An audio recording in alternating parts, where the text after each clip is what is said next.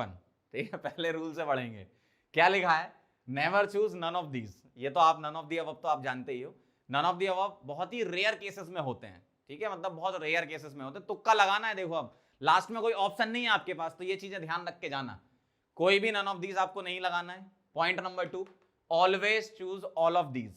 All of these वाला maximum cases में answer रहता है, ऐसा देखा गया है। तीसरा पॉइंट क्या लिखा है, avoid the extremes if answer is number based. 4 option आपके पास हैं और आपके पास कुछ नंबर दे रखे हैं, जैसे मान लो एक दे रखा है 10, दूसरा दे रखा है 5000, तीसरा कुछ दे रखा है 200 और चौथा दे रखा है 500। तो 200-500 वाला ऐसा चूज करना। अब ऐसा नहीं कि क्रॉस क्वेश्चन करने लगो, सर एक दिया 10, दूसरा 20, तीसरा 30, चौथा 40, तो उसके लिए ये नहीं है, और भी रूल लग जाएंगे इसमें, है ना। तो आपको क्या करना है, एक्सट्रीम को अवॉइड करना है, ये ध्यान रखना आप। पॉइंट नंबर 4 फिजिक्स में बहुत यूजफुल है, check the dimensions. Dimension analysis के बेसिस पर आप फिजिक्स के क्वेश्चन को कर सकते हो, ठीक है।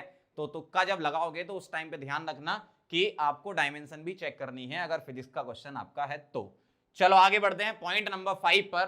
पॉइंट नंबर 5 क्या कह रहा है, when two choices have words that sound similar choose one of them. आपने 2 ऑप्शन पढ़े और दोनों का मतलब सेम निकल रहा है, आपको ऐसा लग रहा है ना कि यार या तो ये होगा या ये होगा, तो परफेक्ट आप तुक्का लगाओ, 2 में से कोई ऑप्शन एक आंसर होगा ही होगा, ठीक है, दोनों में से कोई भी आप चूज कर सकते हो।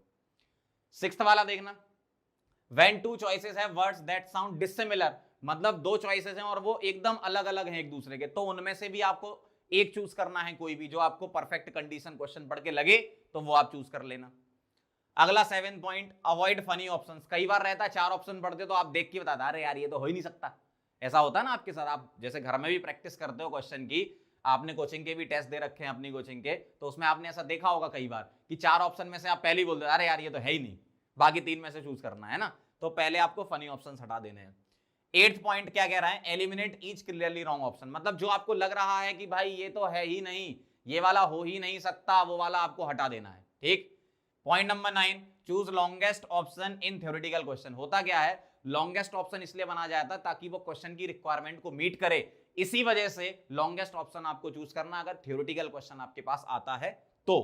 Point number 10, don't read too deep, just relax, मतलब जबरदस्ती नहीं, क्वेश्चन में ऐसा नहीं कि घुस ही गया पूरा, अरे और क्या हो रहा है, अच्छा इसमें ऐसा कर दे, इसमें ऐसा नहीं करना, आराम से रिलैक्स रहो, रिलैक्स मूड से क्वेश्चन को पढ़ो, तसल्ली से पढ़ो क्वेश्चन को, अच्छे से क्वेश्चन पढ़ो, और है ना, ऐसा नहीं हड़बड़ी में क्वेश्चन आप पढ़ रहे हो, और बहुत ज्यादा क्वेश्चन के अंदर नहीं घुसना है आपको, क्योंकि बहुत जल्दी आपको क्वेश्चन सॉल्व करने होते हैं एग्जाम में, टाइम लिमिट भी हमारे पास है। अगला, avoid absolute words like always and never.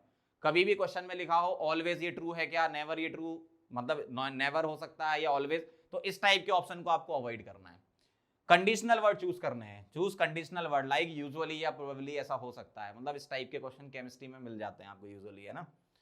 13 point क्या कह रहा है, इन numerical question of organic chemistry, organic के जो आंसर्स आते हैं वो 2 से 6, जैसे मान लो आपसे नंबर ऑफ OH ग्रुप पूछ लिए तो यूजुअली 3-4 आंसर ही रहता है, या तो 3 या 4, या नंबर ऑफ कायरल कार्बन पूछ लिए तो 2 से 6 के बीच में ही आते हैं, या नंबर ऑफ आइसोमर्स पूछ लिए तो इसी के बीच में ही आते हैं ये, है ना, तो ये ध्यान रखना।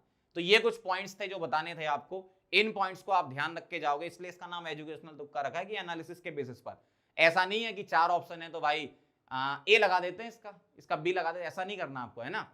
अगर कभी ऐसा होता है, सुनना ध्यान से, अगर कभी ऐसा होता है कि लगातार 3 क्वेश्चन आपसे नहीं बन रहे हैं और आपको समझ में नहीं आ रहा और एंड में बस सिर्फ और सिर्फ आपको ऑप्शन चूज करना है, आपको इतना भी दिमाग नहीं लगा पा रहे हो, मतलब टाइम ही नहीं बचा इतना कि दिमाग चलना ही आपका बंद हो गया, और ऐसा होगा, है ना, दिमाग चलना ही बंद हो गया, तो आप उन तीनों के आंसर या तो लगातार ए लगा दो या लगातार सी लगा दो, उनमें से कोई ना कोई एक आपका लगातार ए या लगातार सी में से कोई भी एक फंस जाएगा तो मजा आ जाएगा, ऐसा होगा। तो आपके अगर 3 क्वेश्चन का सेट, ऐसे ध्यान रखना, 3 क्वेश्चन का सेट छूट रहा है और टाइम नहीं बचा, मतलब आपके पास सिर्फ 25 सेकंड मान लो और 3 क्वेश्चन छूट रहे हैं, तो आपको क्या करना है, तीनों के कोई भी सिमिलर या तो ए या फिर सी लगा देना। डी वाले आंसर रेयरली होते हैं, तो तुक्का लगाते टाइम ऐसा देख लेना कि अगर कुछ कंडीशन से डी आ रहा है तो ठीक है, और अगर डी नहीं आ रहा तो ए बी सी में से चूज करना। डी ऑप्शन बहुत कम रहते हैं एग्जाम्स में, है ना, ऐसा यूजुअली देखा गया है। समझ गए बात को। तो ये कहानी थी तुक्के वाली। अब आपसे थोड़ा बात कर लेते हैं ताकि आपको रिलैक्स कर दें, मतलब ज्यादा टेंशन ना लें आप, ठीक है। तो मेन क्या है, कल शाम तक, मतलब सैटरडे शाम तक आप सारी चीजें बंद कर दें, पढ़ना लिखना पूरा बंद कर दें, ठीक है, जितना पढ़ना था पढ़ लिया, अब बिल्कुल रिलैक्स रहें, शाम से लेकर आराम से बढ़िया शाम को गाने वाने सुने, बढ़िया घूमे फिरें, और फिर उसके बाद घूमे फिरें मतलब घर में ही, टेंशन फ्री रहे, है ना। तो उसके बाद क्या करना है आपको, बढ़िया तरीके से आप नींद लो, प्रॉपर तरीके से सो के एग्जाम देने जाओगे तो दिमाग ज्यादा चलेगा आपका, ठीक है, और बहुत अच्छे से आपका पेपर जाएगा अगर आपने लिटरली अच्छे से तैयारी करी है तो। अगर आपने पूरे साल भर मेहनत नहीं करी है तो सिर्फ आप इसके भरोसे मत जाना कि अच्छा सर ने ये बताया था एंड में अब यही लगाएंगे हम। तुक्का कभी भी शुरू में नहीं लगाना है, ध्यान रखना। ये कब लगाना है आपको, जब एंड में आपके क्वेश्चन छूट रहे हो। और अगर आपको ये लगता है कि आपने क्वेश्चन सही कर लिए और मैं सिक्योर हूं कि चलो इतने नंबर इसमें आ जाएंगे, तो तुक्का बिल्कुल नहीं लगाना, बिल्कुल अवॉइड करना है। ये उन लोगों के लिए है जो एंड में भी थोड़ा संघर्ष कर रहे हैं कि नहीं यार थोड़े और कर लेते हैं क्वेश्चन और टाइम नहीं बचा है, तो फिर आपको ये करना पड़ेगा। फिर आपको ये चीजें पता होनी चाहिए, छोटी छोटी चीजें, समझ गए बात को। तो आराम से रिलैक्स रहो, ज्यादा टेंशन मत लो, जितना होना था हो गया। अब आगे करके भी कोई ऐसा फायदा नहीं, कुछ नहीं उखाड़ पाओगे एक दिन और ज्यादा पढ़ लिए तो, है ना। जितना करना था उतना कर लिया है अपन ने। सैटरडे शाम तक थोड़ा बहुत जो भी रिवाइज करना है वो कर लो, और शाम को सैटरडे को बिल्कुल रिलैक्स हो जाओ, आराम से बढ़िया नींद लो, खाना पीना बढ़िया से करो, ठीक है, हल्का फुल्का खाना खा के जाना, पेट खराब मत कर लेना अपना, है ना। तो बढ़िया रिलैक्स तरीके से, मतलब लाइट खाना खा के जाना रात में बढ़िया, ताकि सुबह उठो तो बढ़िया लगे आपको। और जब एग्जाम सेंटर में आप जाते हो ना, तो एग्जाम सेंटर में आपको टेंशन नहीं लेना, डरना नहीं है कि भाई इतनी भीड़। कई बार क्या लोग भीड़ से डर जाते हैं, अरे यार इतने बच्चे आए हैं ये और वो।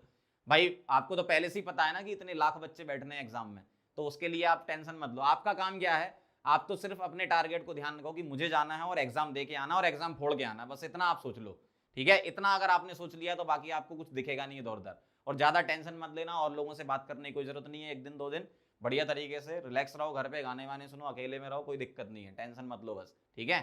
मतलब तसल्ली से बैठो, आराम से रिलैक्स रहो कि मतलब कोई अगर भाई सिलेक्शन नहीं भी हुआ ना तो भी कोई टेंशन नहीं है, दुनिया में बहुत सारे और काम है जो लोग करते हैं और मतलब आप भी करोगे, क्या है उसमें, क्या सिलेक्शन हुआ तो अच्छी बात है भाई, डॉक्टर बन जाएंगे, नहीं हुआ तो जरूरी थोड़ी है कि डॉक्टर नहीं बने तो यार हम बर्बाद हो गए, ऐसा नहीं है ना।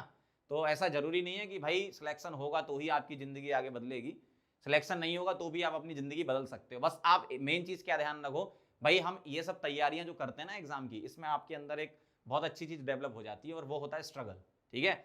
अगर आप एग्जाम जो 2 साल तैयारी करके आए हो तो आप बहुत सारा स्ट्रगल करके आए हो, ठीक है, तो अपने ऊपर भरोसा रखो कि भाई हमें अब ये चीज आने लगी है, तो अगर मेरा इस एग्जाम में सिलेक्शन नहीं हुआ तो मैं अपने पास स्किल डेवलप हो जाती है ना भाई, इतनी सारी चीजें अपन एक साथ हैंडल करते हैं, तो आपके पास स्किल डेवलप हो चुकी है, तो उसको आप अपना कहीं भी यूज कर सकते हो, मतलब आप मेहनती हो जाओगे, ये है, ठीक है। ये इन एग्जाम से ये तो फायदा होता है बच्चों के साथ कि बच्चे मेहनती हो जाते हैं। तो अब आपके पास आगे आने वाले समय में कभी भी बढ़िया तरीके से कुछ भी काम करने का ऑप्शन आएगा तो आप पीछे नहीं हटोगे, आप मेहनत करोगे, क्योंकि आपने वो स्किल 2 साल डेवलप करी है, ठीक है।